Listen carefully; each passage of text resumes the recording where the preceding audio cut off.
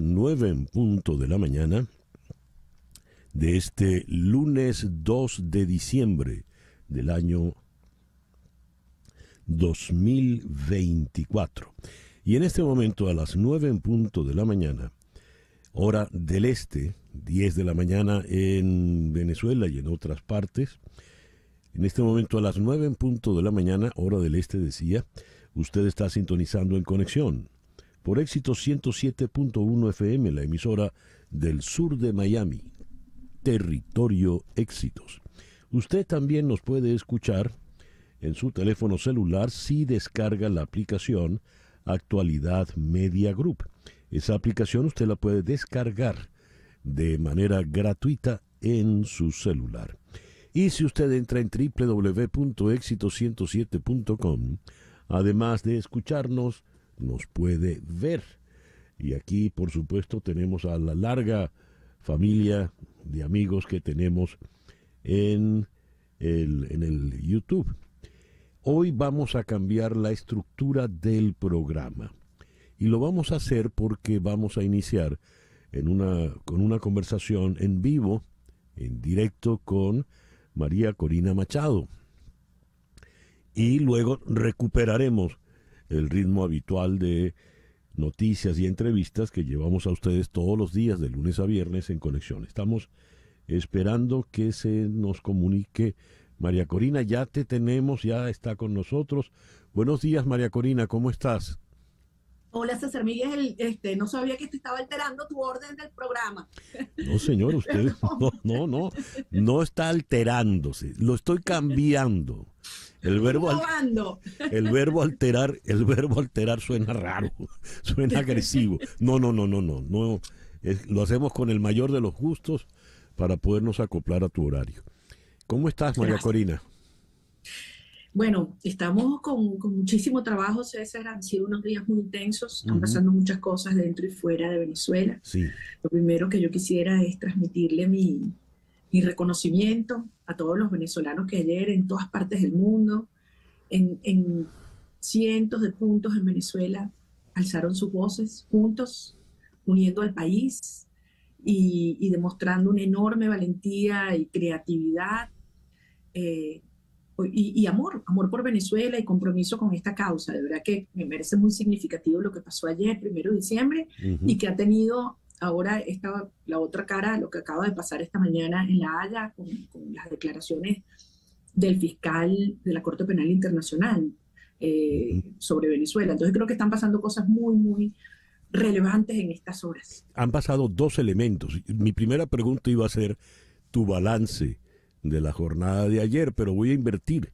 Vamos a comenzar por tu opinión sobre el señor Karim Khan, por favor. Sí, fíjate, esto es súper relevante lo que está pasando. Como saben, todos sabemos que esta semana arranca la Asamblea de los Estados Partes de la Corte Penal Internacional en La Haya, y van a pasar muchas cosas estos días. Los ojos del mundo están allí, hay una enorme presencia de activistas de derechos humanos, de ONGs, de gobiernos, y desde luego todos sabemos la importancia que tiene, porque envía una señal inequívoca a aquellos que creen que están más allá de la justicia nacional o internacional.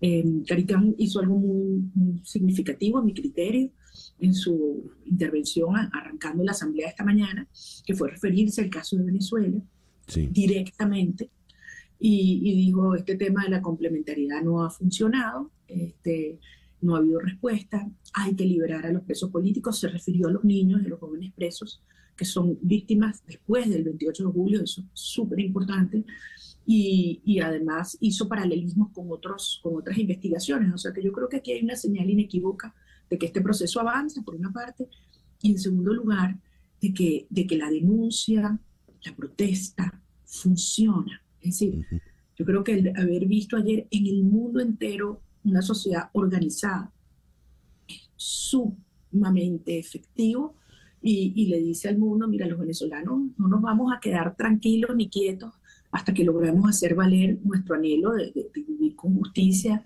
con libertad en Venezuela. He de preguntarte de entrada por la situación por la que está pasando tu señora madre, ¿no es? Mi muy estimada Corina Parisca. ¿Qué sabes de ella?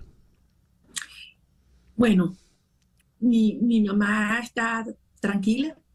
Ujú. Como tú sabes, mi mamá ya tiene, cumple ahorita 84 años y la verdad es que ha tenido bastantes problemas de salud últimamente, sobre todo después que se murió mi papá. Le ha afectado mucho su ausencia. Entonces, toda esta situación obviamente es inédita, no había ocurrido nunca antes Ujú. y es un acoso insólito, César Miguel, porque Sí, sabes que se para en la puerta de una persona mayor de su casa con unas sirenas estruendosas que, sabes, se escuchan en toda la vecindad y han ido ya varias veces y están encapuchados con armas negras, perdón, vestidos de negro, con armas largas, o sea, es obviamente algo que cruza todos los límites que en Venezuela nunca se había visto, ¿no? Contra la familia. a ver, dijiste en un primer momento que esto era para amedrentarte, para intimidarte. Han pasado ya unas largas horas desde que empezó este acoso. ¿Cómo te sientes en la mañana de hoy, lunes, con relación a esto, María Corina? Bueno, me siento muy orgullosa de mi mamá, porque cuando la llamo es ella la que me da fuerza, yo la llamo un poco a ver cómo está ella. Mami, me siento mal, ¿cómo está?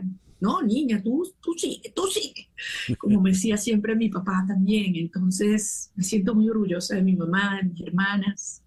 Y yo te diría, César Miguel, de todas las personas que hoy en día están sufriendo eh, una persecución infame, porque esto ha ido escalando. Yo creo que es muy importante que el mundo entienda que es que no, aquí no se estabilizó en 2.000 venezolanos presos, etc. Esto escala todos los días. Sí. Ellos se superan en cosas aún más crueles. Ujú. Y si algo yo quisiera transmitirle a la gente, al mundo, es, miren, hay una cosa que es directamente proporcional.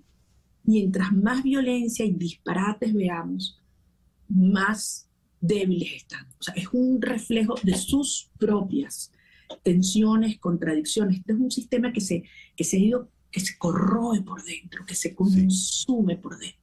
Tienes razón en eso, en esa observación. Pero la mayor debilidad que puedan manifestar los hace muy peligrosos. Estamos hablando de un malandraje que el momento en que lo acorralas, pues se le exacerba su malandrería, su villanía. Esta última ley, Simón Bolívar contra el bloqueo imperialista, etcétera, etcétera, etcétera, tiene nombre y apellido. María Corina Machado y Edmundo González Urrutia, traidores a la patria y contra los que vendrán condenas a perpetuidad, es decir, ellos ya son dueños, por lo visto, de la eternidad. Es cierto que cada día pueden estar más débiles y desesperados, pero siguen en el poder y son muy peligrosos. ¿Cómo te sientes frente a eso, María Corina? Bueno, eso es verdad y hay que tener los pies en la tierra y no subestimar. Yo creo que Claro. eso lo hemos aprendido, Ujú. César. O sea, son 25 años enfrentando un sistema y viendo cómo ha ido mutando, convirtiéndose cada vez en un sistema mucho más depredador. Eso es verdad. Pero al mismo tiempo, veamos la otra cara. Y es que ha pasado en estos últimos meses. O sea, Ujú. Maduro no ha tenido una sola victoria en el plano internacional. Ni una. O sea, por el contrario, hasta los que fueron aliados, en los cuales pensaba además que iba a tener un apoyo incondicional, le han dado la espalda. Me refiero al propio Lula, cuando le dijo, no pana, a los BRICS no entras. Y no entras porque es que es tóxico. Tener a Maduro en cualquier instancia como esta la hunde, no solamente la desprestigia, la deslegitima. Entonces, y esto ha ido ocurriendo en distintos foros. Entonces, ¿qué le queda a Maduro? Bueno, sí, los criminales de siempre, que por cierto, no están en su mejor momento. Siria, Ujú. mira cómo está Siria hoy en día. Sí. Bielorrusia, Irán, Rusia. Es decir, lo que eran los actores a los cuales recurría o con los cuales se presentaba o apoyado frente al resto del mundo, en este momento no son ocupados de Maduro y nadie va a invertir ni un centavo ni su capital político en ello, porque tienen sus propios conflictos internos. Entonces, yo estoy de acuerdo contigo, yo creo que este esperpento, no se lo puede llamar ni jurídico, tiene nombre y es Venezuela Libre, es 28 de julio. Es una reacción al descalabro político y social que sufrieron ellos el 28 de julio y que además yo estoy convencida si nosotros tuviéramos hoy una elección en las mismas condiciones absurdas, sucias, injustas, que nadie hubiera aceptado en ninguna parte del mundo, como nosotros fuimos el 28, hoy esa elección queda por lo menos 90-10. Entonces, no las tienen fácil, César. Es un país cohesionado. Venezuela es un país donde no hay conflictos étnicos, donde no hay conflictos religiosos, donde no hay diferencias por regiones y donde políticamente estamos aliados y unidos como nunca antes. ¿Sabe? Dime qué otro país del mundo, tú tienes a 90% o más de la población anhelando lo mismo, no solamente rechazando un sistema, queriendo lo mismo. Esto es una fuerza muy poderosa. Y esto lo saben los jueces, lo saben los fiscales, lo saben los policías, lo saben los militares, lo sabe todo el mundo. Lo saben los acreedores de Venezuela, lo saben las empresas petroleras, lo saben los que han hecho lobby, lo saben los normalizadores, lo saben. Este sistema es absolutamente insostenible. María Corina, has mencionado los llamados normalizadores. En la ley se te acusa de traición a la patria, o la van a usar para acusarte de traición a la patria, por el tema de las sanciones. Los normalizadores hablan de levantar las sanciones. Sobre las sanciones se ha montado un discurso muy peculiar. Ahí me gustaría oír tu opinión sobre las sanciones, sobre los normalizadores y sobre la verdadera situación por la que atraviesa la economía venezolana hoy. Sí. Bueno, hay distintos tipos de sanciones en el mundo entero y cada país o bloque de países la aplica de manera absolutamente autónoma y caso a caso. Hay sanciones a personas que han cometido violaciones a los derechos humanos. Cuando concluye que no hay justicia en un determinado país y se demuestra que una persona ha cometido crímenes, torturas, desapariciones, asesinatos de manera sistemática, y es una señal para que otros no cometan esos crímenes y decirle, bueno, en ese país no hay justicia, pero la justicia internacional sí actúa, porque hay convenios, porque hay tratados, porque hay acuerdos entre países.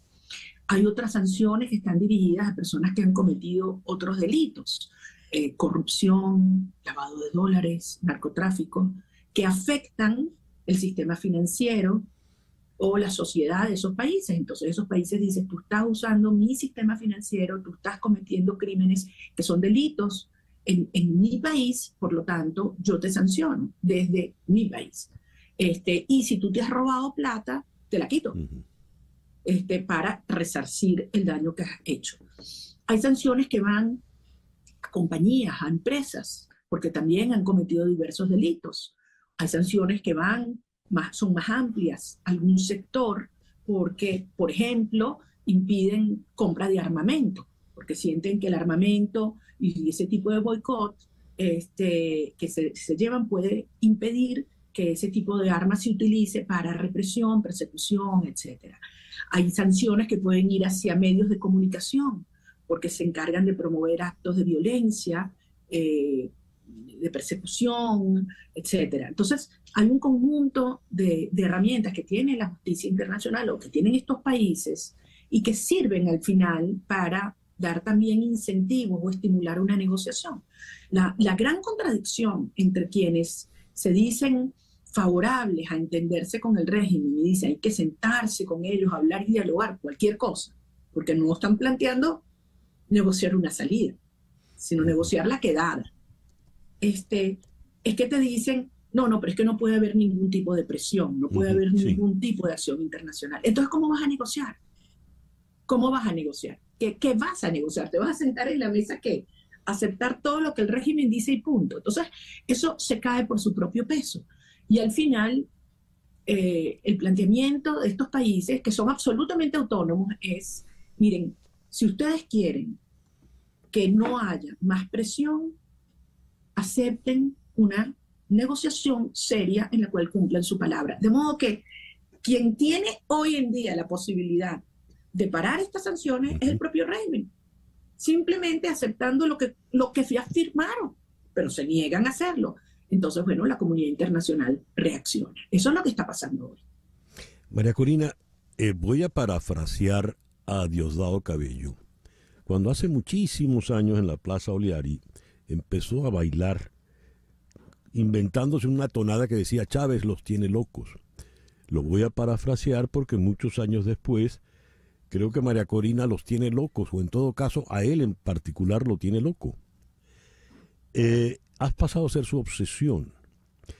Y dado su desespero, tal como se le oye y se entiende que es el artífice que está detrás de muchas de estas medidas represivas extremas, él dijo no hace mucho que tú pensabas que estabas clandestina, dando a entender de que él tenía perfecta noción de tu paradero. Han pasado las semanas desde eso y tú sigues en tu paradero, el que sea, ¿verdad? Ciertamente los tienes fuera de sus casillas. ¿Cuál es la estrategia? No psicológica, obviamente, sino política que llevas adelante en este momento frente a ese tipo de personas. Cabello, los hermanos Rodríguez y, por supuesto, Nicolás Maduro. Mira, César, son muchos años que hemos estado enfrentando un sistema como este, ¿no? Y yo siento que como país todos hemos aprendido muchísimo, todos hemos cometido errores, hemos tenido aciertos, pero sobre todo hemos aprendido, y eso es lo importante. Yo creo que nunca hemos tenido tanto conciencia de lo que este régimen representa. Y al final es evidente que ahí no hay futuro, que esto se acabó. Es decir, para mí no hay ninguna duda de que esa etapa de oscuridad, de violencia, de separación, de mentira, de sacar y expulsar millones de venezolanos, llegó a un fin. Y están haciendo una nueva era, que obviamente, como todo parto es doloroso, que exige además una enorme capacidad de abrir el corazón a otros venezolanos con los que hemos tenido diferencias. Yo lo estoy viviendo, ¿sabes? A mí me pasa incluso con compañeros de otros partidos en la oposición, los que tuvimos diferencias enormes. Y hoy, mira, justo antes de esta reunión estaba conversando con algunos de ellos, ¿no? Y yo les decía, miren, hoy nos une mucho más que la coordinación política, nos une genuina afecto, respeto, admiración, confianza. Entonces yo creo que eso ha ido creándose entre muchísima gente en el país, ¿no? Y yo tengo muchísima confianza en lo que los venezolanos hemos aprendido. Entonces, es un momento tremendamente difícil porque estamos viendo una cara de una crueldad que nunca nos imaginamos. Yo te digo honestamente, yo nunca me imaginé que este régimen era capaz de secuestrar cientos de niños, aplicarles choques eléctricos, quemarlos, acusarlos de terrorismo, o sea, y tenerlos aislados de sus madres, sometiendo la tortura psicológica a sus mamás, diciendo que los van a soltar y no los sueltan. O sea, este grado de crueldad, yo no me imaginé que le íbamos a ver. Entonces esto es difícil en los términos que tú dices. Pero yo nuevamente te digo, yo creo que este tipo de acción y de lógica que ellos tienen, que es la lógica criminal, los está hundiendo, César. Lo está irremediablemente hundiendo. ¿Cuánto más va a pasar para que termine de desentrabarse este proceso? Nadie te lo puede contestar. O sea, si esto fuera un sistema democrático, semidemocrático, semicompetitivo, oye, yo te digo, el 10 de enero a las 10 de la mañana en la Asamblea Nacional, pero todos sabemos que eso no es el caso y que pueden pasar muchas cosas en las próximas horas que aceleren este proceso. Puede ser antes, puede ser el 10, puede ser después, pero en todo caso lo que tenemos es que estar muy claro que nosotros venimos en ascenso y venimos consolidando un movimiento que es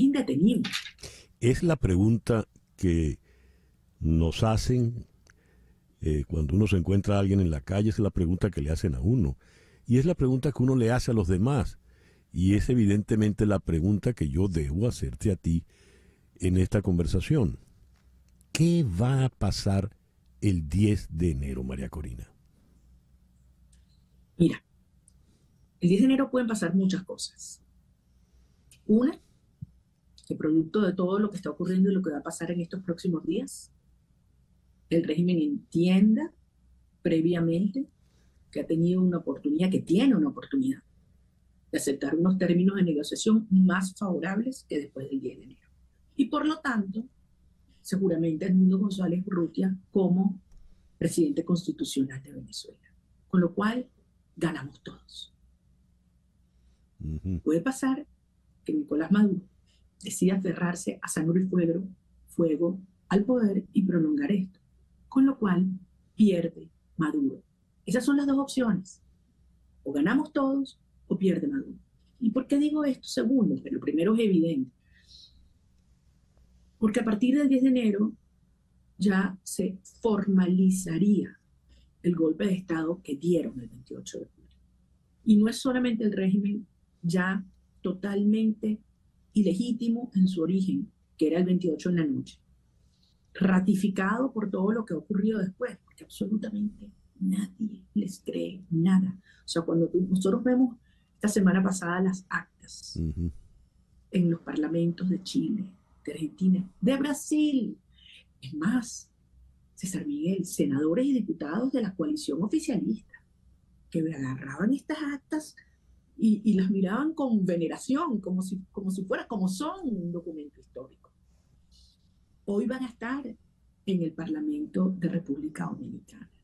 Mañana volvemos al Parlamento de Brasil. Es decir, Maduro ha ido absolutamente aislándose en este proceso y haciéndose cada vez más ilegítimo, también producto de todas estas violaciones horrendas a los derechos humanos que han sido calificados como crímenes de lesa humanidad por las propias Naciones Unidas. Entonces, después del 10 de enero,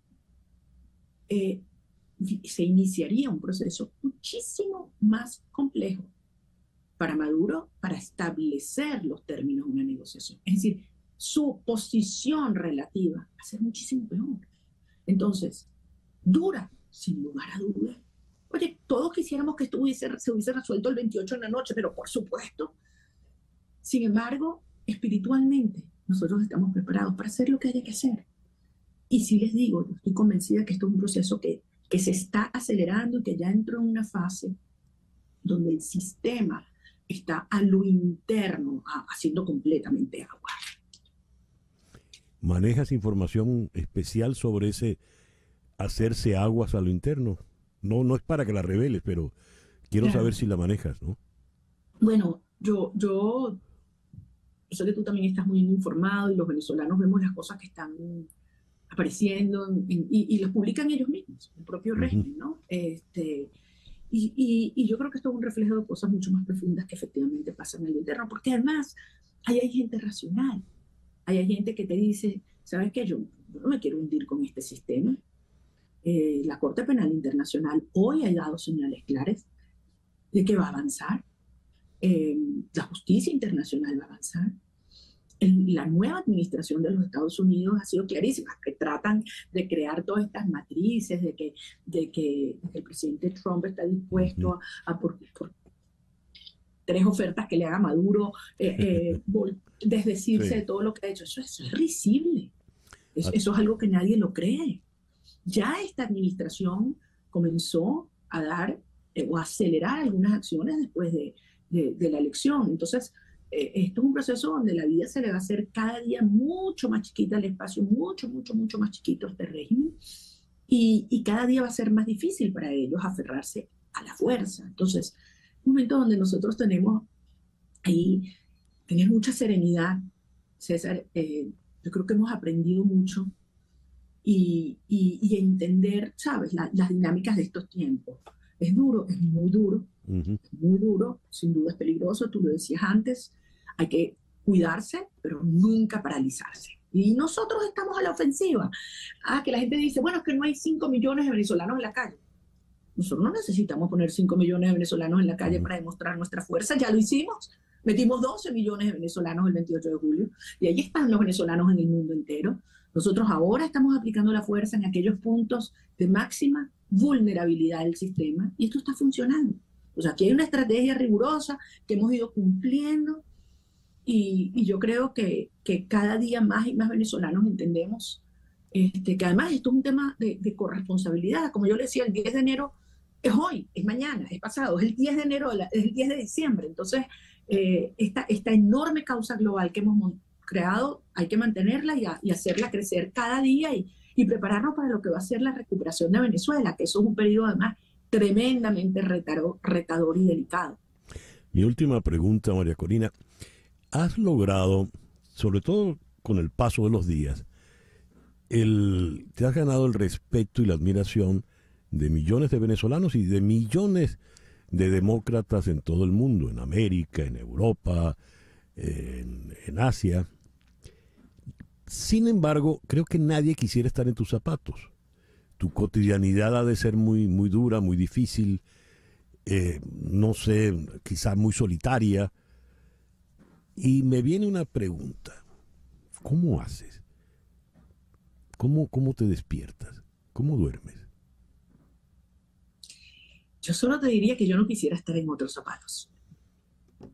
Yo le doy todos los días gracias a Dios por haber nacido en Venezuela, por ser parte de esta generación arrechísima de venezolanos que estamos haciendo historia. Me siento tan orgullosa de todos los que han venido antes de nosotros y creo que estamos aquí gracias a ellos, a todos los que han caído, con los que hemos tenido coincidencias o diferencias.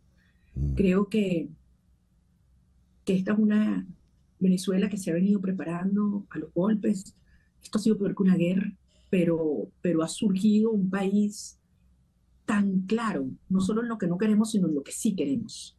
Este, claro que tengo momentos súper difíciles, César, y me hacen muchísima falta a mis hijos y me siento terrible de no poder abrazar a mi mamá en este momento y a mis amigos y a Magalí, los que están en la embajada, sin agua, sin luz, sin comida, sufriendo este acoso, esta humillación. Pienso en Henry, en Nora, en Gabito, en Freddy, en Viallo, ¿sabes?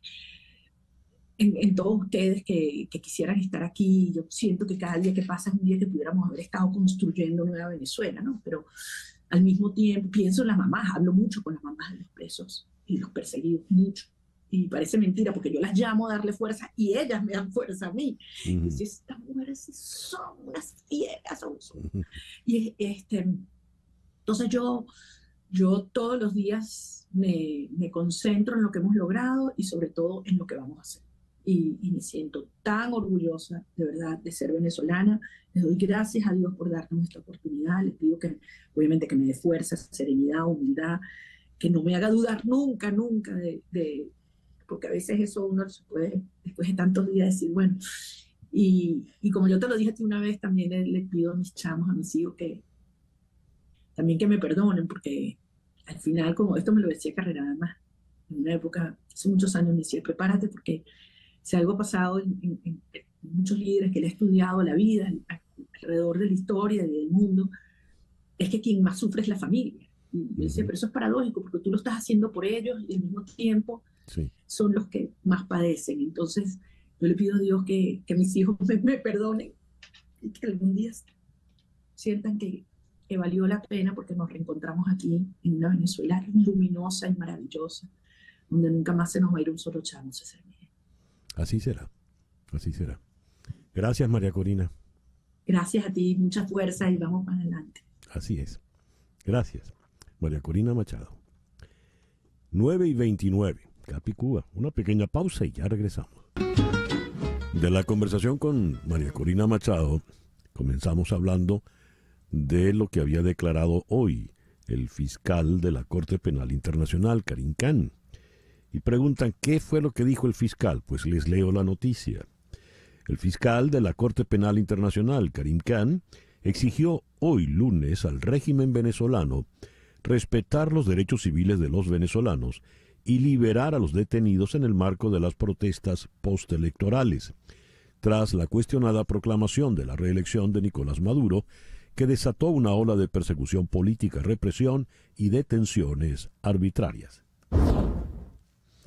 Los rebeldes sirios han tomado el control de la ciudad más grande del país, Alepo. Los rebeldes capturaron Alepo este fin de semana y están avanzando hacia el sur. Es el desafío más serio al presidente Bashar al-Assad en años, en medio de la guerra civil siria que se desata desde el año 2011. Los rebeldes se habían reagrupado y se habían aprovechado de la debilidad de los aliados clave del gobierno, a saber, Rusia, Irán y Hezbollah, mientras estaban distraídos por otras guerras. El presidente Joe Biden otorgó un indulto total e incondicional a su hijo Hunter por los cargos relacionados con impuestos y armas. Biden padre dijo que Hunter había sido señalado solo porque es mi hijo, cita textual. Biden, quien como presidente sostuvo que nadie, incluido su predecesor, Donald Trump, estaba por encima de la ley, escribió que la política cruda ha infectado este proceso y ha conducido a un error judicial. Y una vez que tomé esta decisión este fin de semana, no tenía sentido retrasarla más. El Senado vuelve a trabajar hoy y la Cámara de Representantes mañana martes, mientras se analiza un resultado electoral que ponga a los republicanos en control de la oficina oval y el poder legislativo a partir del próximo año. Los legisladores pretenden suspender las elecciones antes del 20 de diciembre, lo que deja alrededor de una docena de días legislativos para terminar asuntos pendientes, incluyendo cómo financiar al gobierno en el nuevo año. Será una prioridad.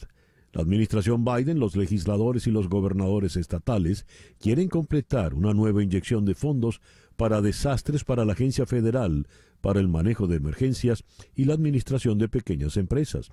La pregunta es, ¿cuánto? Y los legisladores todavía están considerando un proyecto de ley agrícola. Para el 2 de enero, el límite de la deuda de la nación técnicamente vuelve a ser otro tema. Y a las 9:37 de la mañana, vamos entonces con nuestra primera entrevista en el día de hoy. Vamos precisamente a la ciudad de Washington, donde está Pablo Pardo, corresponsal del diario El Mundo de Madrid en Estados Unidos. Pablo, muy buenos días, gracias por atendernos. Hola, buenos días, ¿qué tal? Pablo, Trump ha elegido al señor Kash Patel como director del FBI. ¿Quién es este señor Patel o Patel y qué representa al frente del FBI? Bueno, podríamos, siendo un poco provocadores, podríamos decir que él es el Beria de Donald Trump.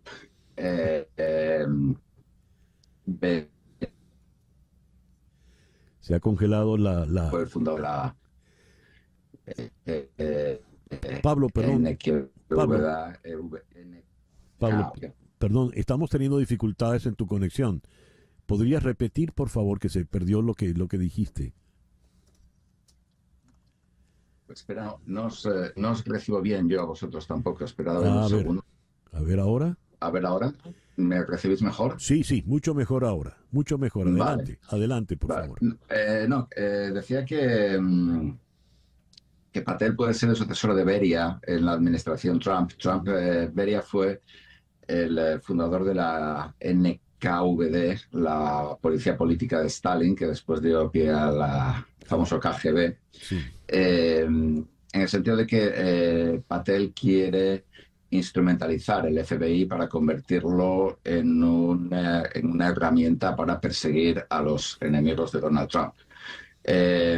Patel participó activamente en la planificación del asalto al Capitolio el 6 de enero del año 2021 por los seguidores de Donald Trump.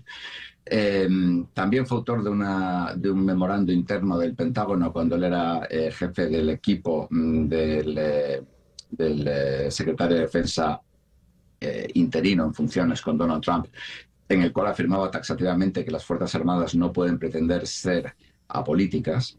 Y pues es, digamos, una personalidad que entregarle el control de una de las principales agencias policiales de Estados Unidos, sino de la más importante, es cuando menos arriesgado. Él mismo ha dicho que cuando sea periodista va a ir a por vosotros, y vosotros somos nosotros, tú y yo, los periodistas. Dios. ¿Te recuerda esto a algún país en el que te hayas vivido? Totalmente, totalmente. Perseguido allá, perseguido acá. Eso es terrible.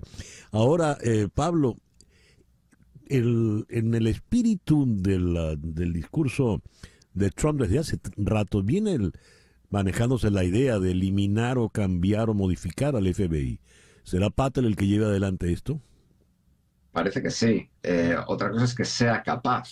Él ha dicho que el día en el que tome posesión del cargo va a cerrar el edificio del FBI, lo cual todos en Washington agradeceríamos, porque el edificio del FBI es feísimo, es un edificio de arquitectura brutalista, un monstruo de cemento, que además llevan años intentando cerrarlo, y por estas cosas misteriosas que suceden en las burocracias nunca han sido capaces de cerrarlo ni de abrir uno nuevo. Es algo que es imposible. Cualquiera diría que estamos en, no sé, en Cuba o en la Unión Soviética, donde es imposible mover nada.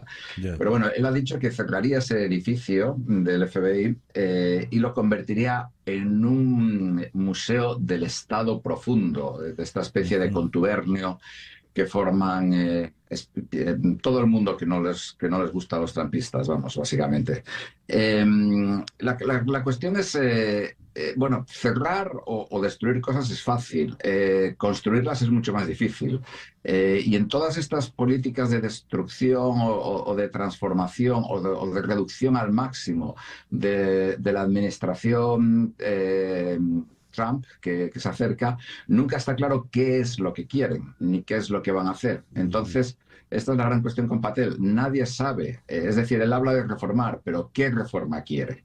Si se trata de una reforma para favorecer a los conservadores, eso no es una verdadera reforma. Entonces, habría que ver qué planes tiene. Y él, además, carece de experiencia administrativa prácticamente. Es decir, ha sido jefe de gabinete del secretario de Defensa, pero por un periodo de tiempo muy corto, 2 meses, donde básicamente lo que se dedicaba era a promover la falsedad de que Joe Biden no había ganado las elecciones. El resto de su vida ha sido como asesor en el Congreso o fiscal, con lo cual su conocimiento de la burocracia interna del FBI es aparentemente inexistente, lo cual, como ya sabemos, no es un impedimento para ser un miembro del gabinete de Donald Trump.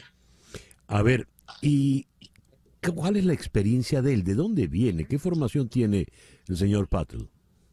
Él es abogado, no recuerdo de qué universidad es, no es de ninguna universidad de las famosas, vamos, como suelen ser muchos de estos, o muchos, por ejemplo, en el gobierno de Donald Trump, empezando por el propio presidente y vicepresidente, que han asistido a 2 de las universidades más elitistas del mundo.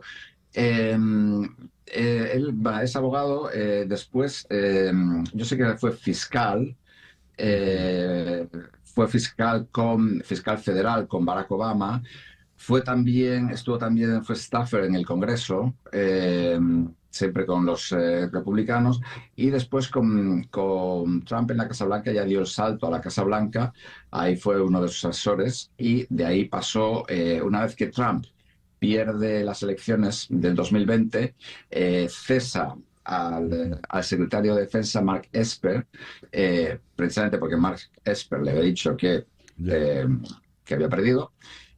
Nombra a otro que ahora mismo no recuerdo quién es, pero Yash Patel es verdaderamente quien manda en el Departamento de Defensa en esos 2 meses, y quien emite este memorando famoso diciendo que las Fuerzas Armadas no pueden ser independientes. Ya.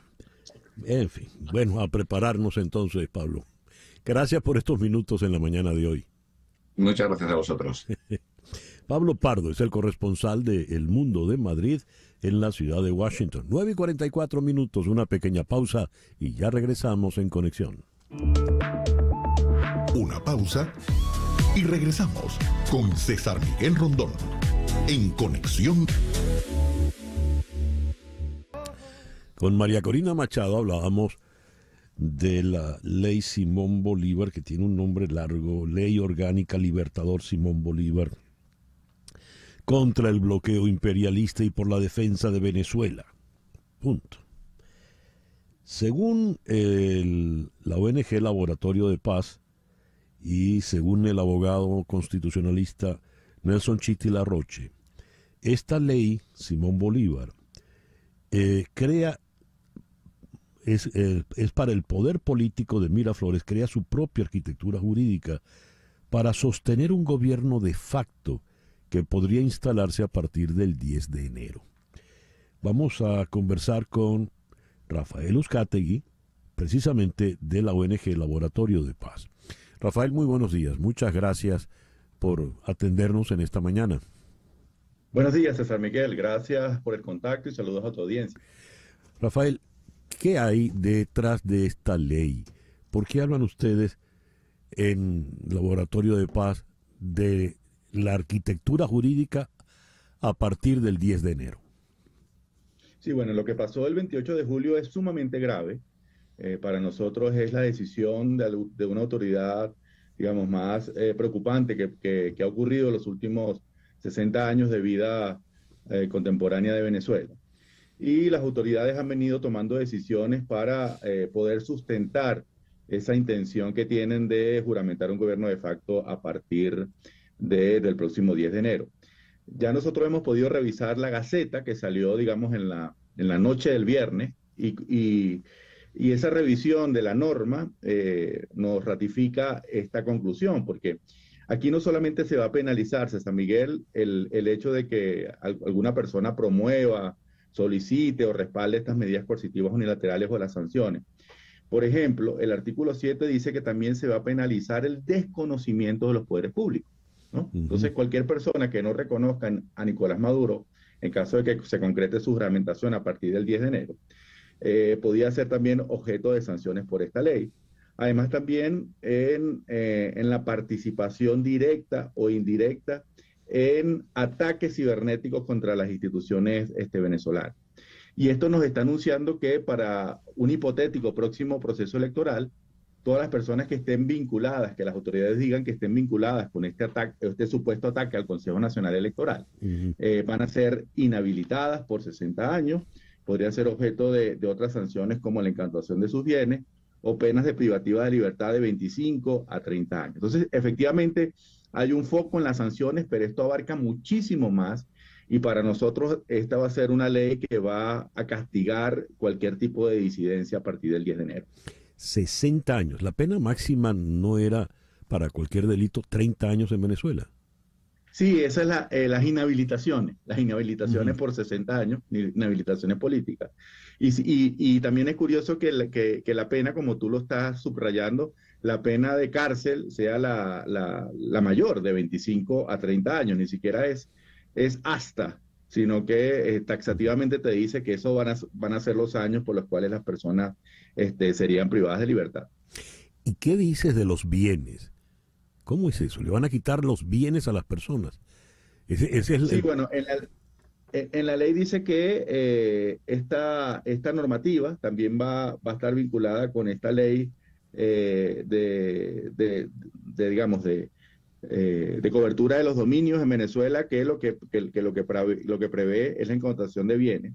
Y además, fíjate que hay algo que es también muy peligroso que lo quiero subrayar. Esta ley también dice que de manera preventiva,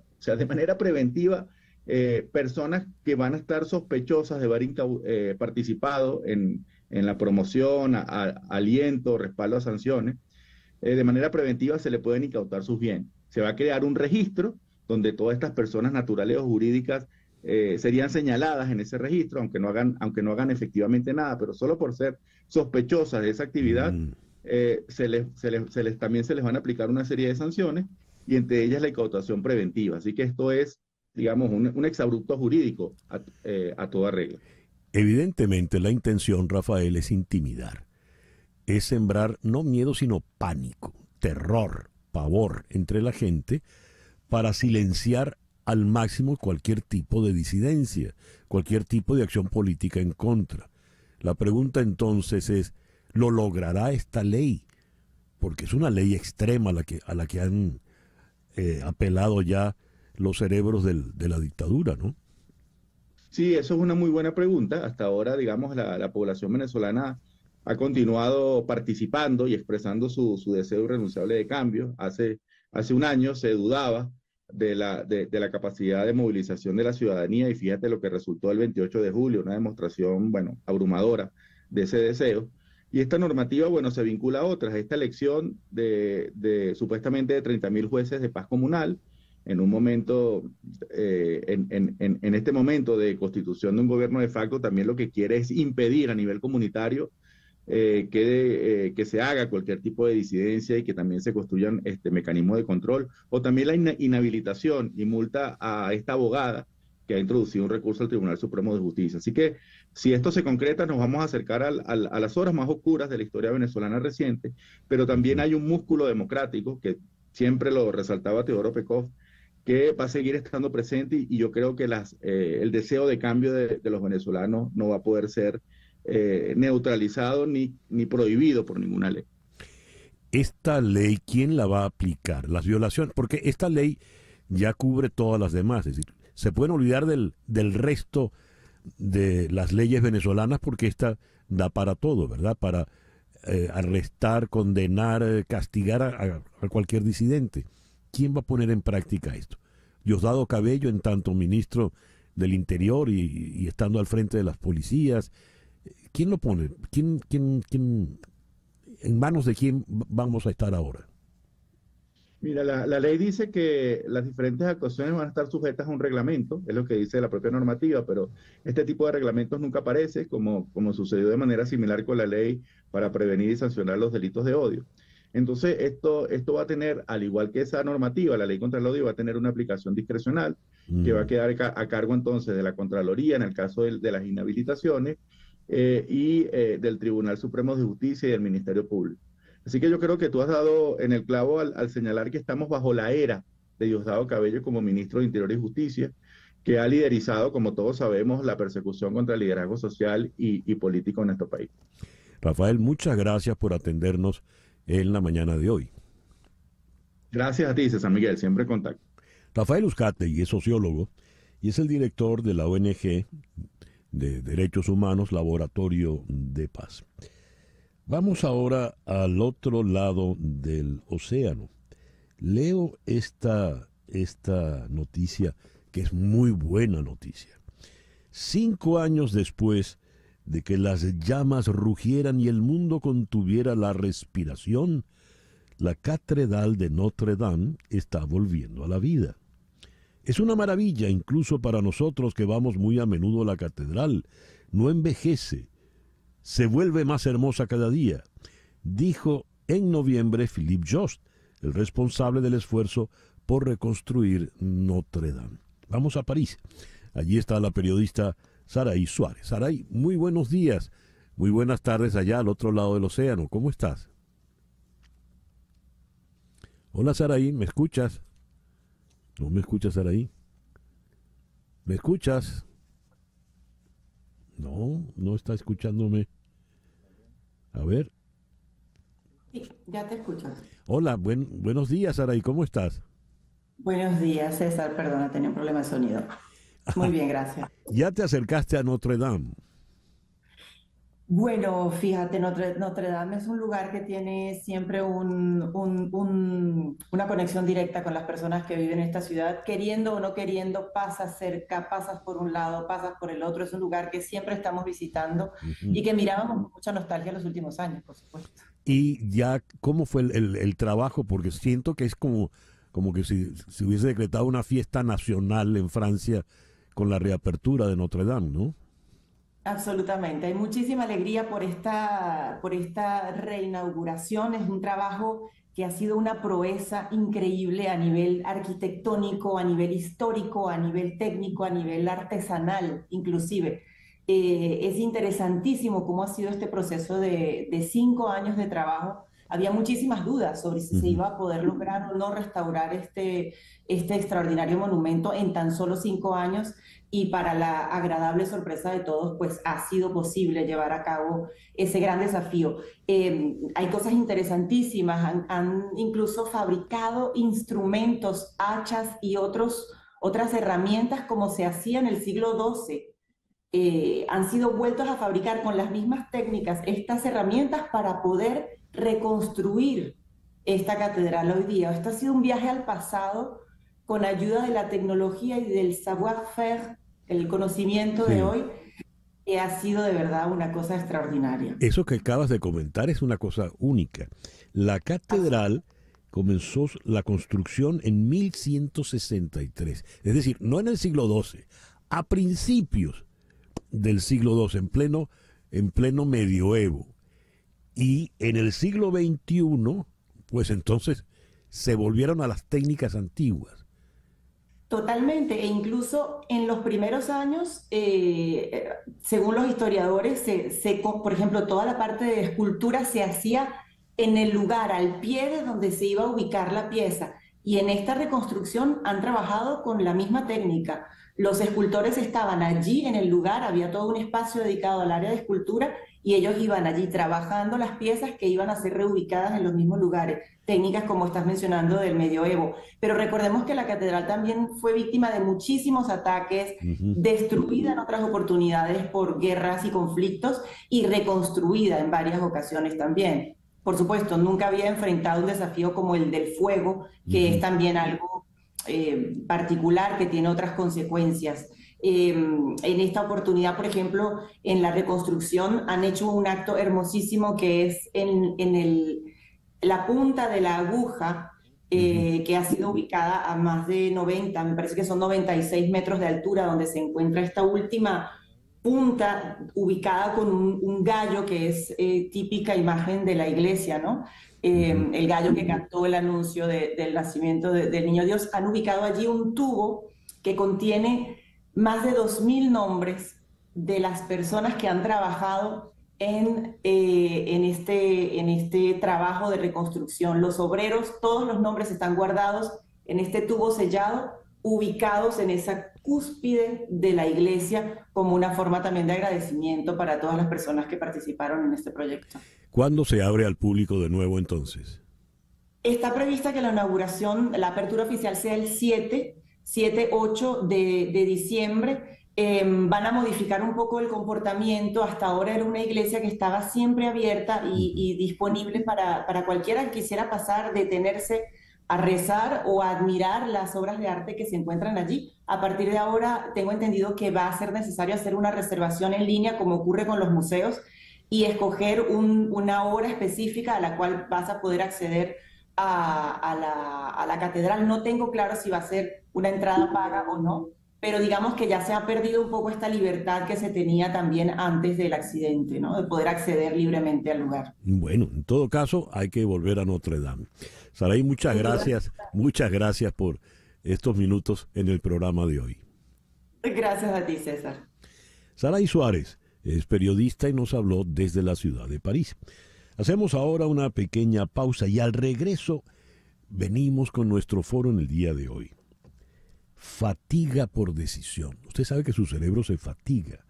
Para que tenga usted una idea, su cerebro toma aproximadamente 35,000 decisiones diarias. Esto cansa, sin lugar a dudas. Ya regresamos. La vida está llena de decisiones. Esto puede ser una ventaja, pero también una fuente de estrés. Cada uno de nosotros toma millones de decisiones a lo largo del día. Algunas fáciles, otras difíciles, algunas desafiantes, y todas evidentemente nos van afectando. Las opciones, sean en el ámbito que sean, han crecido cada vez más. ¿Qué película ver? ¿Qué ropa ponernos? ¿Qué voy a comer hoy? ¿Por dónde me voy a ir en el tráfico? ¿Le hago caso o no le hago caso al GPS, al Waze? ¿Llamo o no llamo por teléfono a fulano? ¿Hago esto, no hago lo otro? ¿Sigo con la dieta? ¿Qué? En fin, son cualquier cantidad de decisiones y esas decisiones fatigan. ¿Qué hacer y qué pasa cuando el cerebro se fatiga? ¿Qué hacer para que descanse o no se fatigue tanto? Ese es nuestro tema en el día de hoy. Vamos a contar con la psicóloga y psicoterapeuta Jacqueline Quintero. Jacqueline está en la ciudad de Barcelona, al otro lado del océano, allá en España. Jacqueline, muy buenos días, muy buenas tardes por allá. Gracias por atendernos. Muy buenas, muchas gracias por la invitación. Nuevamente aquí, feliz. Gracias. Y de este lado del océano, aunque lejos de Miami, en la ciudad de Montreal, o Montreal como le dicen ellos, en Canadá, está Luis Araque, psicóloga también. Luis, muy buenos días. Gracias por estar con nosotros. Gracias a ti por invitarme y a todo el equipo. Un placer nuevamente compartir con ustedes y con Jacqueline en esta vez. A ver, ¿qué es la fatiga cerebral, Jacqueline? A ver, la fatiga es un fenómeno que experimentamos por agotamiento, o sea, fatiga por decisión es un agotamiento debido a la necesidad de tomar múltiples decisiones, que, bueno, a lo que nos vemos sometidos durante el día, y que digamos que nuestro aparato psíquico se desgasta, ¿no? Hay un desgaste del aparato psíquico. De hecho, uno de los autores, digamos, que introdujo en el concepto de desgaste del ego fue Roy Baumeister, que es psicólogo, y él habla del desgaste de las funciones ejecutivas que tenemos desde nuestro estado del yo, digamos que es parte de la regulación de nuestro comportamiento, la toma de decisiones conscientes, y cuando ese yo se ve sometido a múltiples decisiones, digamos que pierde la fuerza, es incapaz de autorregularse, y de ahí vienen un montón, digamos, de sintomatologías, entre esa un agotamiento, que es muy parecido al agotamiento físico, ¿sí? Y surgen otros mecanismos de defensa, como por ejemplo la procrastinación ante ese agotamiento, y que es como una forma de no tomar esas decisiones a las que se ven sometidas. Pero aquí muy importante, hablamos de decisiones, múltiples decisiones, que la persona, digamos, pierde la perspectiva entre lo que es trascendental y lo que es trivial, ¿no? Y se ve envuelto en ese mar de decisiones que de alguna manera hay un sesgo de la percepción cognitiva de la realidad. Luis, ¿cómo funciona un cerebro agotado? ¿Qué características tiene? Mira, básicamente un cerebro agotado es un cerebro que va a tender a procrastinar, por ejemplo, porque, bueno, ya se le dificulta tanto la toma de decisión que empieza a procrastinar, a evadir incluso las decisiones, va a tener una incapacidad también de concentrarse y de tener claridad en las cosas, porque, bueno, cuando estás cansado, uno bien sabe que no va a pensar bien. Y algo muy importante es que va a tender a ser muy impulsivo, porque, bueno, estás agotado, o sea, estás desgastado y vas a empezar a decir incluso impulsivamente cosas que ni siquiera quieres o que no son lo más estratégico o lo más alineado, y ahí es donde empiezan los problemas. ¿Cómo hago? Bien, ya sé, una de las características es procrastinar. Procrastinar es no hacer lo que debo hacer, dejarlo para después, ¿verdad? Sería al revés de aquel dicho, no dejes para mañana lo que puedes hacer hoy, no hagas hoy lo que puedes hacer mañana. Y mañana nunca llega, evidentemente. Pero hay procrastinación de procrastinación. Algunas cosas de repente no es tan grave procrastinarlas, pero otras sí. ¿Cómo puedo tener, si estoy agotado cerebralmente, una decisión medianamente asertiva en este sentido, Jacqueline? Buena pregunta. Aquí tiene muchísimo que ver con lo que a esa persona le motiva diariamente, ¿no? Digamos que es muy difícil poner como una receta mágica para todos. Tendríamos que identificar muy bien que lo está llevando a la procrastinación, porque muchas veces, como dices, el hecho de estar procrastinando cualquier cosa, estamos todos como sujetos a la procrastinación en algún momento del día, pero cuando nos está llevando a renunciar a decisiones importantes y las estamos delegando a otras personas o estamos llevándolas hacia la compensación con el impulso, bueno, yo me impulso, yo compenso a través de mis actos impulsivos, y así al menos hago algo o no me hago responsable, pues ahí hablamos de algo que tiene que ver con la narrativa de esa persona. Necesitamos como hacer una crítica profunda y un análisis profundo de por qué lo está llevando a esa narrativa. Claro, de procrastinar, de ese desgaste de alguna manera nuestro aparato psíquico, nuestro yo o nuestras funciones ejecutivas que se ven devastadas, abatidas por esa sobrecarga decisional, tiene mucho que ver con la narrativa, con lo que me está impulsando en el mundo y a la vez me está deteniendo, ¿no? Esa búsqueda de llegar a unos ideales que muchas veces no se consiguen y que precisamente diariamente nos mantienen en la rueda de quiero ser el mejor estudiante, quiero ser una buena madre, quiero ser un buen periodista y en ese miedo de no llegar a hacerlo se ve envuelto en un montón de gasto energético por esa concentración que requiere ser ese buen periodista, ser esa buena madre, y genera que la persona llegue a la procrastinación. Entonces, no es tan sencillo dar una fórmula y una receta para decir cómo podemos superar ese desgaste. Sí es muy importante ser conscientes cuando estamos llegando a ese agotamiento y hacernos la pregunta,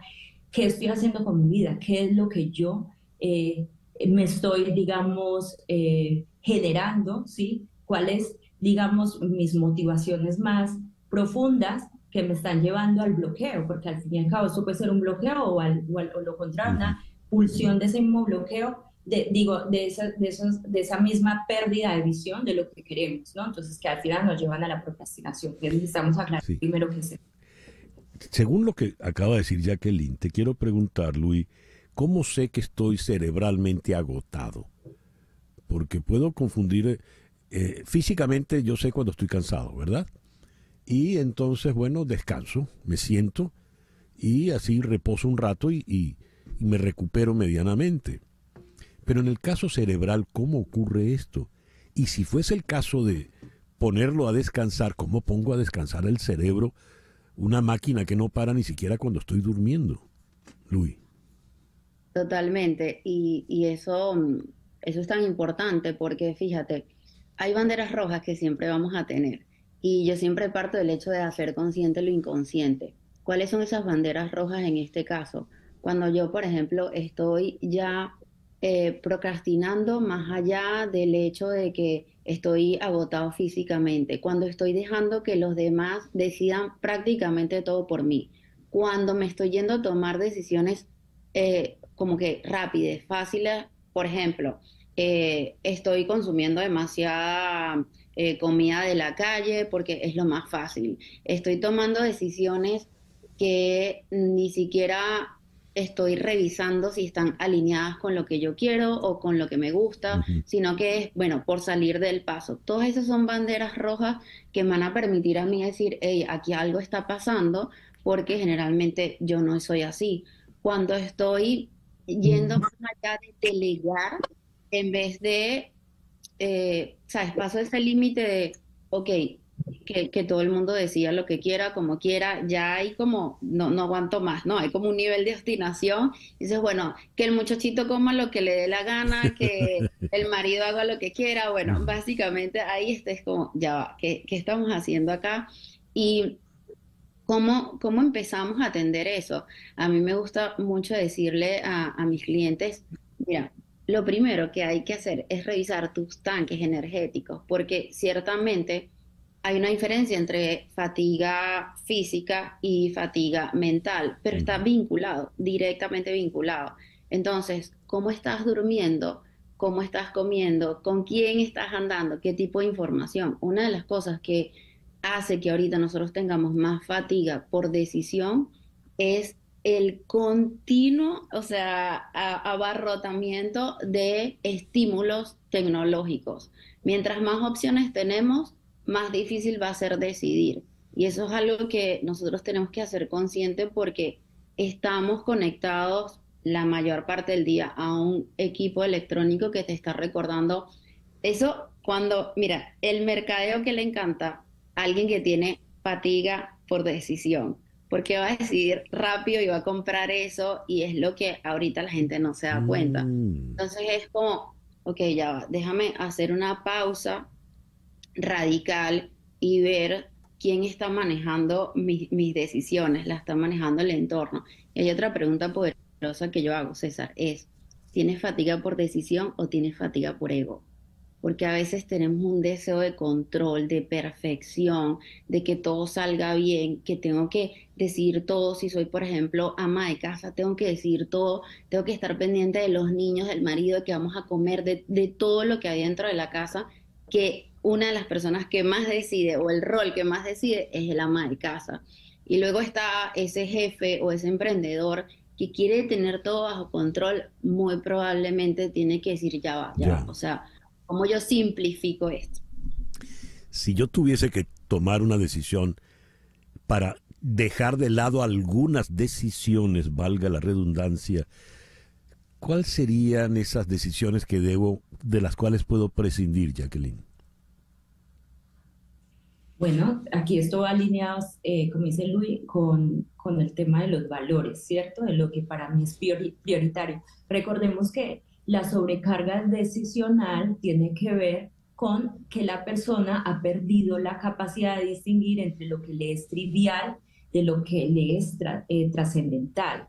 Y esto, de lo que es trivial a lo que es trascendental, genera, digamos, esa carga, ese desgaste, ¿no? Ese agotamiento. Entonces es muy importante empezar, y yo diría que tampoco es algo que tiene que ver con esta sociedad contemporánea. Yo creo que esto es algo también que tiene que ver con la capacidad que tiene nuestro cerebro de decidir entre 10.000 y 45.000 decisiones diarias, y de las motivaciones intrínsecas profundas que nos mueve a cada uno. Por eso yo siempre insisto en la narrativa mía, que es lo importante, que creo yo que ¿por qué me estoy movilizando? Que muchas veces tiene que ver con algo muy idealizado, con un yo externo del otro, ¿no? Que quiero alcanzar, y muchas veces nos lleva a perdernos en esas trivialidades. Quiero ser el mejor, quiero estar, pero como no llego a hacerlo porque la idealización se cae constantemente, pues me voy perdiendo en otras cantidad de actividades que no me llevan a lo que yo quiero, porque sé que hay un obstáculo, porque creo que hay un obstáculo. De ahí viene el tema de la miopía psicológica. Hay una distorsión de esa realidad, ¿no? Y entonces empiezan toda la resistencia, la evitación de tomar decisiones, la procrastinación y una excesiva carga emocional, porque la persona no solamente vive ese abatimiento como caído y perezoso, sino que muchas veces en la impulsividad vemos agitación, estrés, ansiedad, que lo contrario sería depresión, y lo otro, lo extremo, sería trastorno obsesivo compulsivo, que son pensamientos circulares, donde la persona no sabe qué decisión tomar y se queda atrapado en ese pensamiento. Entonces, ¿qué es importante? Identificar lo que está siendo trivial y lo que es necesario y trascendental, y hacer un análisis muy profundo. Tampoco es tan sencillo, porque al final todos estamos atrapados un poco en estas dinámicas. El tiempo se nos ha acabado, así que Luis, te voy a dejar la palabra conclusiva en la mañana de hoy. Mire, yo quiero invitar a todos los que nos están escuchando y que puedan estar pasando por este proceso de fatiga por decisión, que primero no tienes que decidirlo todo, y no tienes que decidirlo todo hoy. Eso es súper importante para que la gente pueda bajar esos niveles de ansiedad. Y segundo, me gusta mucho recordarle a la gente el arte de simplificar la vida, porque tiene que haber ese momento reflexivo que tú digas, o sea, ¿por qué me estoy complicando en vez de simplificando? Y allí la importancia de conectar con la verdadera esencia de la vida, que es lo que te va a permitir a ti, ¿sabes?, transitar ese succionador remolino de la cotidiana con mayor liviandad y fluidez. No tienes que hacerlo todo, no tienes que decidirlo todo, y puedes además empezar como a Steve Jobs, por ejemplo, tenía una práctica sencillísima que se las quiero dejar, y era que le ahorraba muchísimo tiempo y decisiones con la ropa que se ponía. Él tenía 2 outfits, negro con blanco, that's it, no tenía más nada. Y yo creo que a veces necesitamos recordar y volver a lo básico. Cuando vuelves a lo básico, puedes tener esa claridad para tomar mejores decisiones. Muy bien. Una cosa es vestirse igual, pero no con la misma ropa siempre, ¿no? No. Luis, muchas gracias. Jacqueline, muchas gracias por acompañarnos en la mañana de hoy. Muchas gracias. Gracias. Luis Araque, psicóloga, nos habló desde Montreal, en Canadá, y Jacqueline Quintero, también psicóloga, nos habló desde Barcelona, en España. Son las 10:21 de la mañana, una pequeña pausa, y ya regresamos en conexión por Éxito 107.1 FM en Miami. Terminó el sábado una breve visita a Donald Trump para manifestarle de manera directa toda su preocupación por el tema arancelario.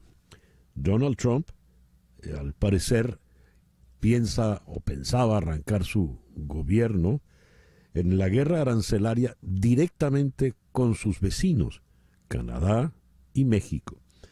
Mas, ¿qué se decidió en esa reunión y de qué forma eso puede cambiar tanto para Canadá como para México? Vamos a abordar este tema con el economista José González. José, muy buenos días. Muchas gracias por atendernos en el programa de hoy. Encantado siempre, César Miguel. ¿A qué llegaron Trump y Trudeau? ¿Qué le dijo Trudeau? No hubo detalles de la reunión, más allá de lo que dijo Trudeau al paso saliendo de Mar-a-Lago, que tuvieron una reunión estupenda. Sin embargo, antes de subirse al avión que lo llevó a Florida, dijo Trudeau que lo que temía es que las amenazas de Trump podían ser ciertas. Es decir, este post en su red Truth Social, en el cual señala que en su primer día va a decretar tarifas del 25% en México y Canadá, generó reacciones opuestas entre lo que hizo la presidencia, o dijo la presidenta Claudia Sheinbaum de México, y lo que hizo Trudeau. Trudeau se subió a un avión pensando que la amenaza es real, y Sheinbaum tuvo una llamada con Trump, luego de la cual el presidente Trump dijo que la presidenta de México se había comprometido a cerrar la frontera, cosa que después la presidenta de México desmintió en sus propias redes sociales. El problema de estos ires y venires de las tarifas a Canadá y México es que el presidente las está condicionando al tema migratorio y al tema del tráfico de drogas. Cuando ambas cosas se han manejado... Se nos ha congelado la señal con José González, quien nos está hablando desde la ciudad de Lima. A ver, José, quedaste congelado por unos segundos. ¿Regresé? Sí, ya estás de nuevo con nosotros. El problema, como mencionaba, es que el presidente electo Trump está condicionando el tema de las tarifas y del comercio internacional de lo que era NAFTA y ahora se llama el USMCA, que él mismo renegoció en su primer gobierno, al tema migratorio, al tema del tráfico de drogas, particularmente de fentanilo. Y una cosa no se necesariamente condice a la otra, ni condiciona a la otra, y ambas se han manejado en el pasado por separado, en la medida que no se pueden condicionar, y en función de que el comercio internacional entre los Estados Unidos, Canadá y México es más importante para los Estados Unidos que el de China, y es absolutamente dinámico. Habría que esperar qué va a suceder a partir del 20 de enero y si el presidente Trump está negociando o si realmente pretende imponer esas tarifas que podrían tener efectos muy negativos para los Estados Unidos, en la medida que, entre otras cosas, importamos 4 millones de barriles diarios de petróleo de Canadá y México, y una tarifa del 25% sobre el petróleo incrementaría los precios de la gasolina y acaso retornaría la inflación a los Estados Unidos, además de los efectos que tendría en la industria automotriz mexicana. Cosas como el avocado, la palta, como le llamamos en el Perú, alimentos, bienes diversos que tendrían efectos importantes en la economía norteamericana. Ahora, cuando Donald Trump lanza su campaña de los aranceles, desde el discurso proselitista electoral del Make America Great Again, ¿qué es lo que está buscando realmente el presidente?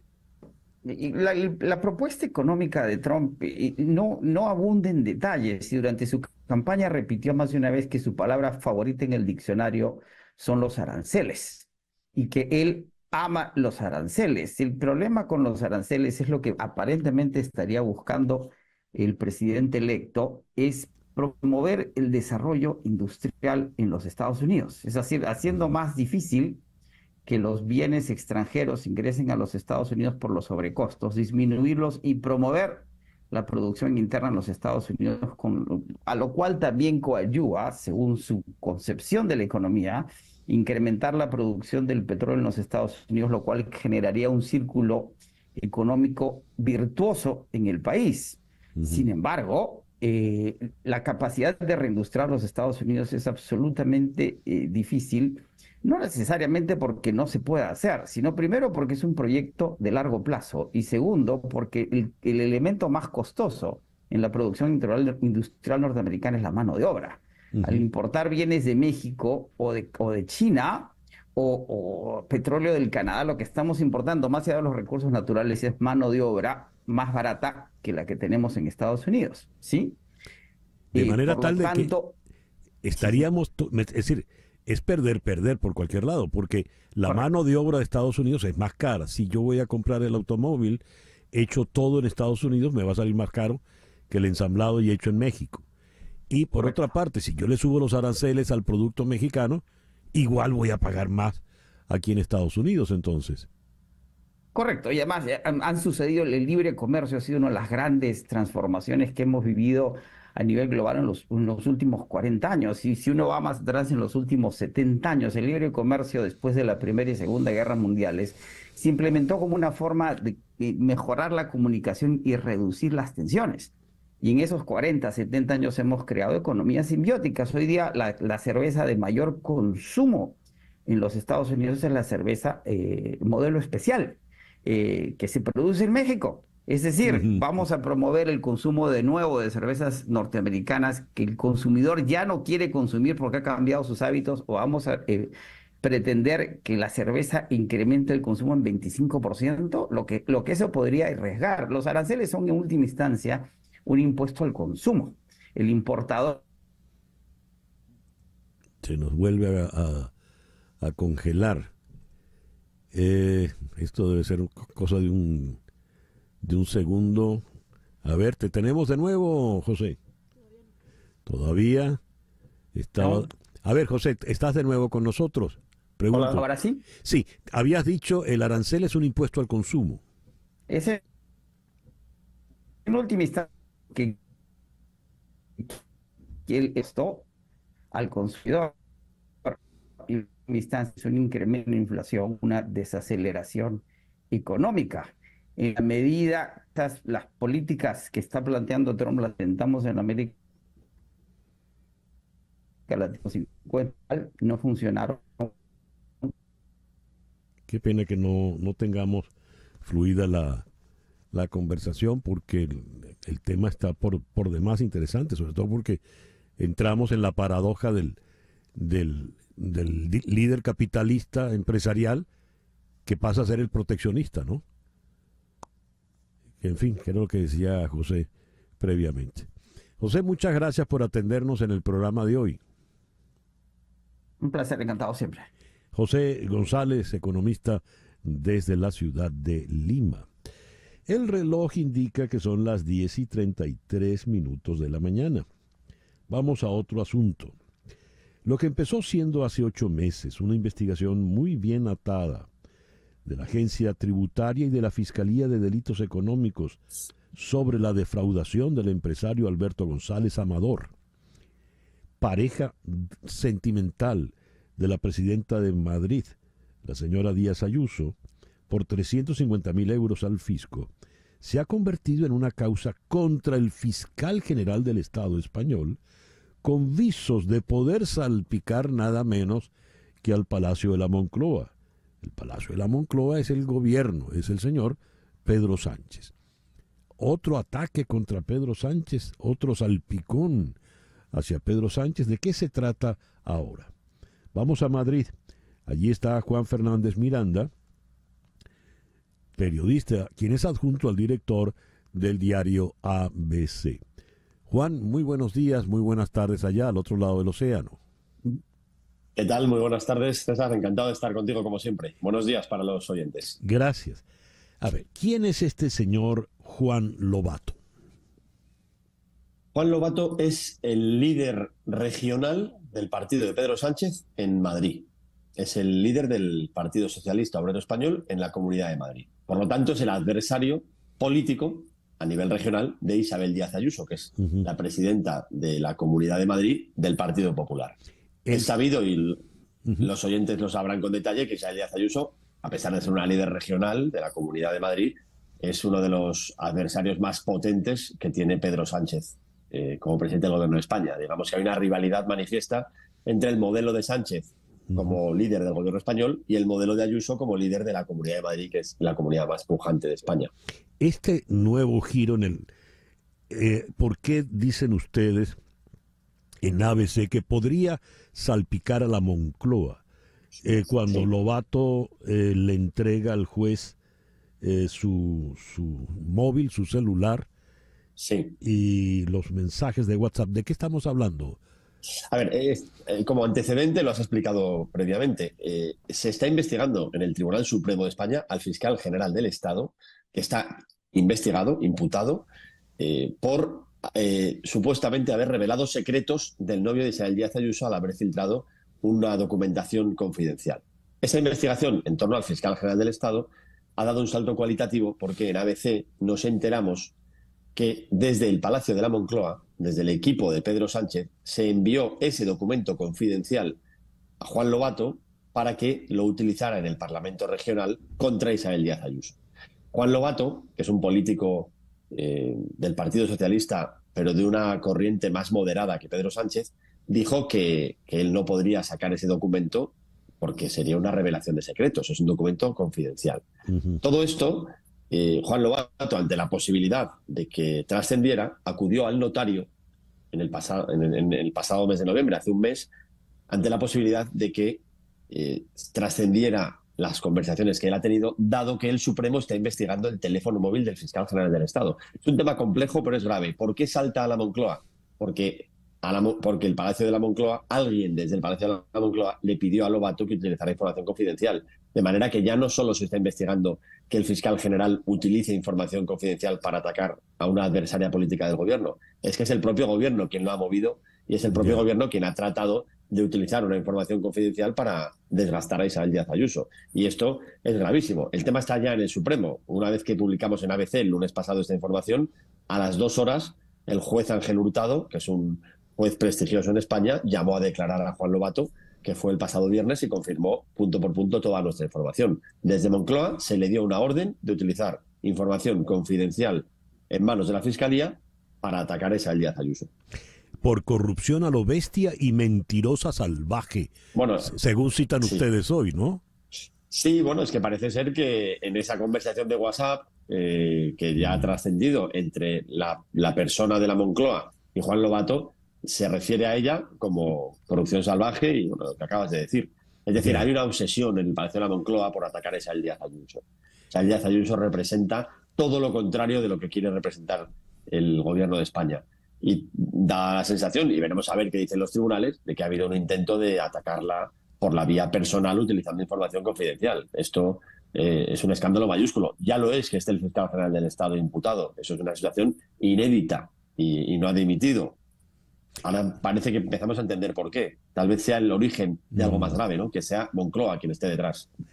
Cuando ella dice, y le citan ustedes en esta mañana, en cualquier país de la Unión Europea el gobierno entero estaría en la mismísima calle, ¿no exagera la señora Díaz Ayuso o tiene razón en esto? Bueno, vamos a ver. Isabel Díaz Ayuso está siendo atacada duramente por cuestiones vinculadas a su hermano, un caso que quedó archivado en la justicia, ahora a su novio, cuando está en plena investigación. Entonces ella se siente víctima de un ataque verdaderamente serio. Hoy mismo, hoy lunes, 3 ministros han salido a atacar a Isabel Díaz Ayuso. Es verdad que ella se defiende sin acobardarse, se defiende atacando. Isabel Díaz Ayuso es una persona que tiene coraje y que no se achanta ante los ataques.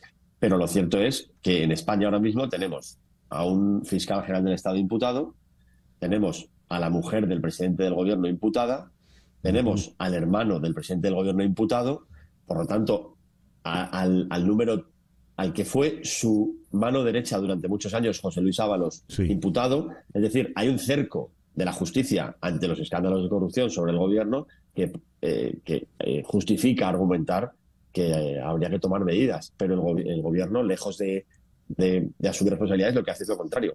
Este fin de semana ha habido un congreso en Sevilla del Partido Socialista y yo he estado allí cubriéndolo todo el fin de semana y ha sido una bunkerización, una victimización. Yo he titulado mi artículo La kirchnerización del Partido Socialista de España. Es decir, si me condenan es por culpa de... como decía Cristina Fernández de Kirchner, si me condenan es por ser mujer, no por robar. Una última pregunta, Juan. ¿La señora Díaz Ayuso tiene estatura, calibre para enfrentarse políticamente a nivel ya nacional de España a Pedro Sánchez? Esa es una magnífica pregunta. Ella tiene un potencial enorme en la Comunidad de Madrid, arrasa. Es verdad que España es más grande que la Comunidad de Madrid y en la periferia habría que ver si es así. En este momento ella está esperando a Feijóo. Alberto Núñez Feijóo es el líder del PP a nivel nacional y tiene una oportunidad más. Si Alberto Núñez Feijóo consigue gobernar a la siguiente, no hay problema. Pero si no, no hay duda de que Díaz Ayuso tendrá la oportunidad de dar ese salto. Yo creo que sí tiene esa capacidad.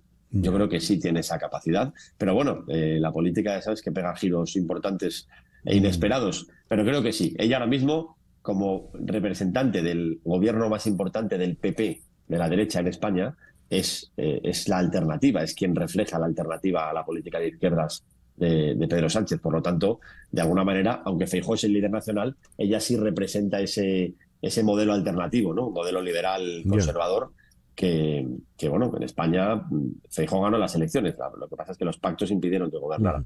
Sí. Juan, muchas gracias por atendernos en el programa de hoy. Un saludo, gracias por contar conmigo. Gracias a ti. Juan Fernández Miranda es el adjunto a la dirección del diario ABC, allá en Madrid. Son las 10:41 de la mañana, una pequeña pausa y ya regresamos en Conexión. Esta noche a las 9 es Goy con Goicé de la Súa desde Madrid en TVV Network. A las 9 de la noche es Goy.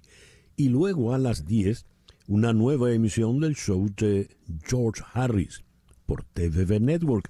Y antes de todo esto, a las 8 de la noche, la última con Carla Angola. Todo esto por TVV Network. Y ahora vamos a conversar con Lorena Suso de Entérate Insurance. Lorena, muy buenos días. Muchísimas gracias por estar con nosotros en la mañana de hoy.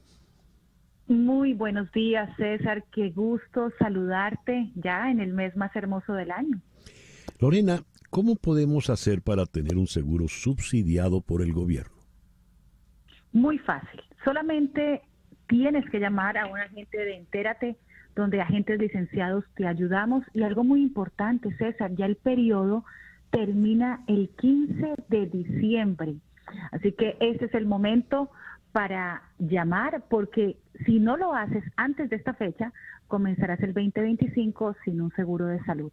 Te invitamos a que llames ahora mismo al 786-460-3435, 786-460-3435, y aquí estamos listos para ayudarte. ¿Cuánto debe ser mi ingreso? Es muy difícil obtener este seguro. Es muy fácil y lo único que tienes que hacer es tener un ingreso mínimo de $15,000 para poder calificar, por supuesto. Un estatus legal en el país también es muy importante. Claro. Y ya con esa información nosotros te podemos dar opciones de planes de seguro. Y otro dato importante, muchas familias califican para seguros desde $0.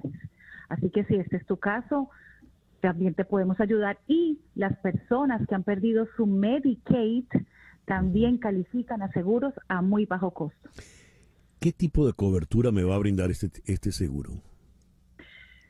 Toda clase de cobertura, las entradas al hospital, a la sala de emergencias, visitas al doctor, visitas al especialista.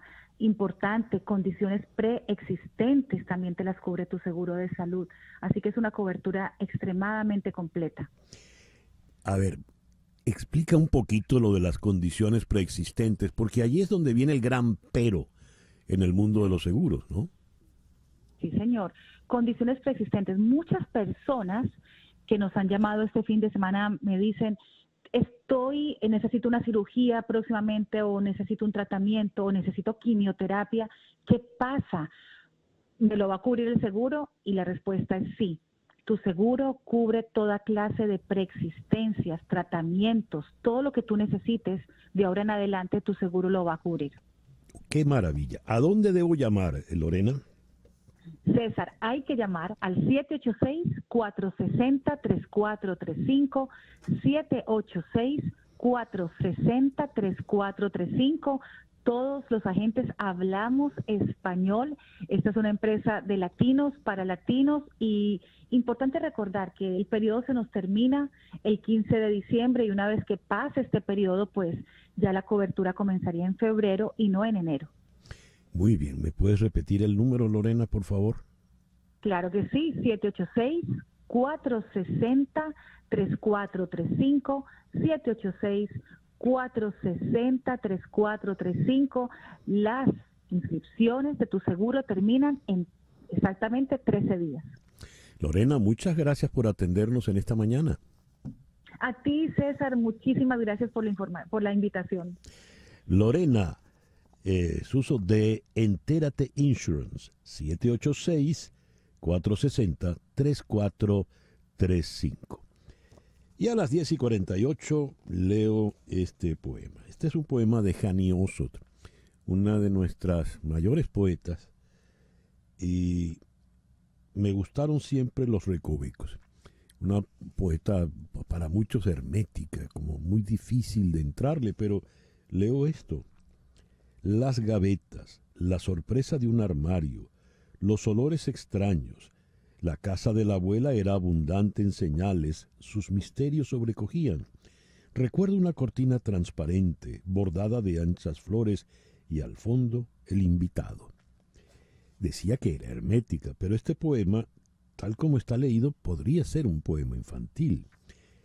Y así ocurre con poemas de tantos. Santos López, nube, ese cúmulo que se dobla en un sentido al amanecer, pasa blanco como el viento, muy despacio, y comienza a iluminarse sobre mi cabeza. De pronto una sombra acaricia el rostro de las cosas que la mañana despierta. Suena casi a poema infantil, ¿verdad? Pues ese es el alarde de el libro de donde estoy leyendo estos versos. Poemas en bicicleta, autores grandes para pequeños lectores. La idea fue buscar poemas de estos poetas, digamos, adultos, que tuviesen algún aire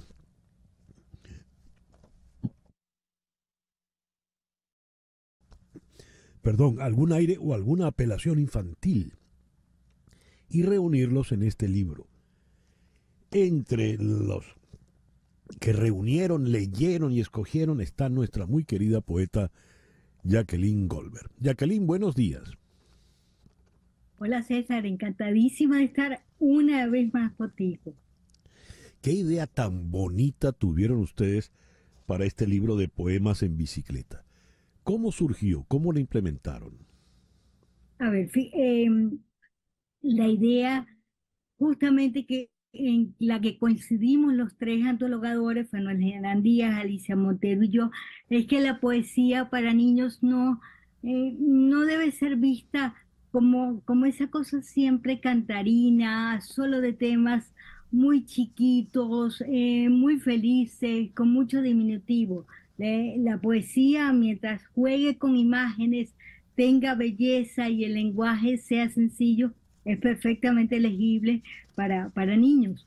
Siempre mejor con un adulto que acompañe esa lectura y explique cosas.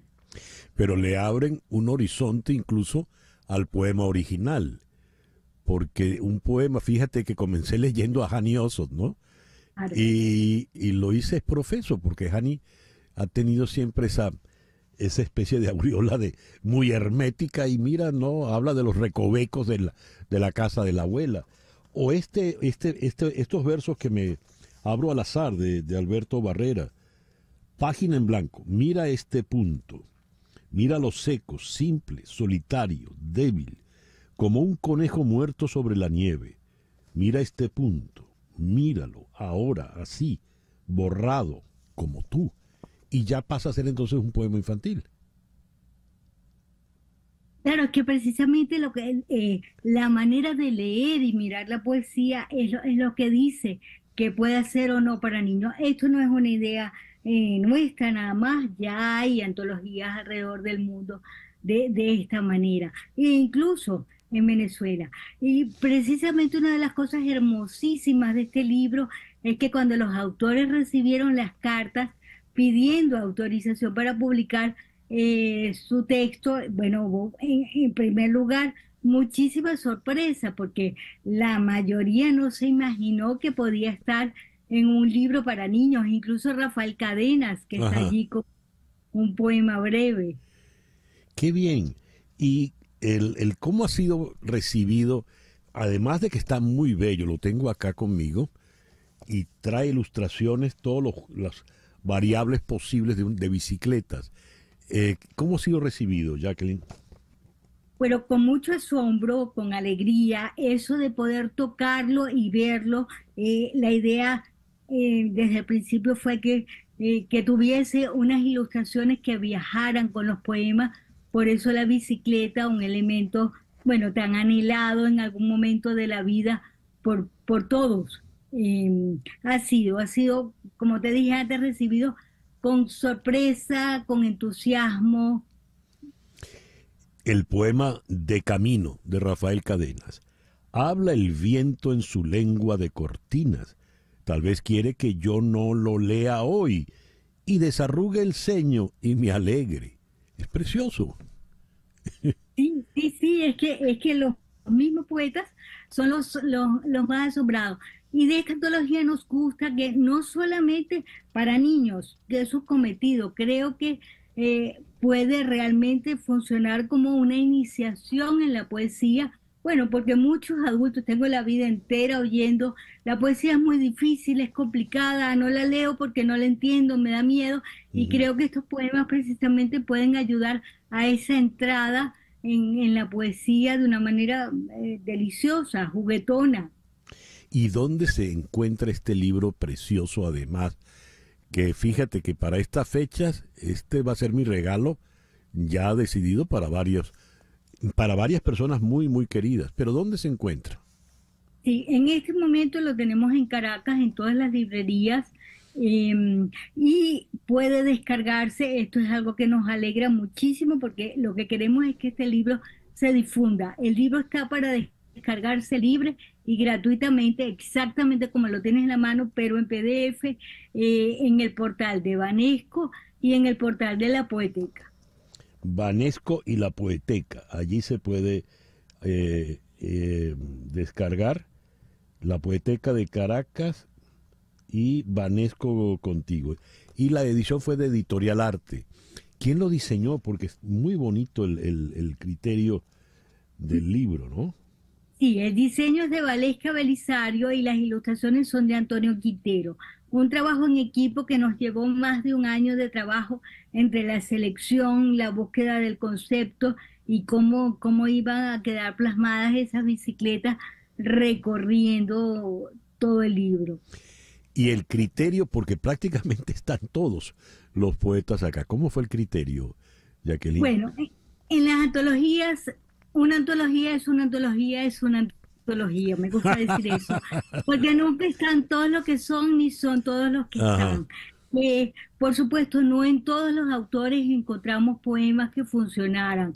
Hubo algunos que queríamos mucho que estuviese, porque no pueden faltar en una antología de poesía venezolana, pero ninguno de sus textos funcionaba para niños y ese era el criterio fundamental. No por el tema, aquí hay temas durísimos, la migración, la muerte y por supuesto otros temas más cercanos a la infancia, a la naturaleza, a la ciudad, a la familia, a la casa. Pero hay autores donde no encontramos poemas.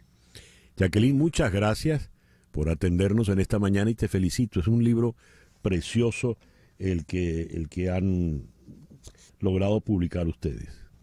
Muchas gracias. Lo que queremos es que ruede por todos lados. Porque son en bicicleta. Muy bien. Jacqueline Goldberg, entre los compiladores de este libro Poemas en Bicicleta, autores grandes para pequeños lectores, antología de poesía venezolana compilada por Fanuel Hanan Díaz, Jacqueline Goldberg y Alicia Montero, con ilustraciones de Antonio Quintero, editado por La Poeteca, Banesco y Editorial Arte. Y ya son las 10:57. Rodríguez en la producción general, Mariel Sofía Rodríguez en la producción informativa, Jesús Carreño en edición y montaje, Carlos Prato en los controles y ante el micrófono, quien tuvo el gusto de hablarles, César Miguel Rondón. Sigan ahora con Expreso Deportivo con Fernando Arriaza y Pedro Ricardo Mayo. Gracias pues por permitirnos estar allí. Tengan todos el mejor día posible. Y a las 10:58, para variar barbarita. Bichos.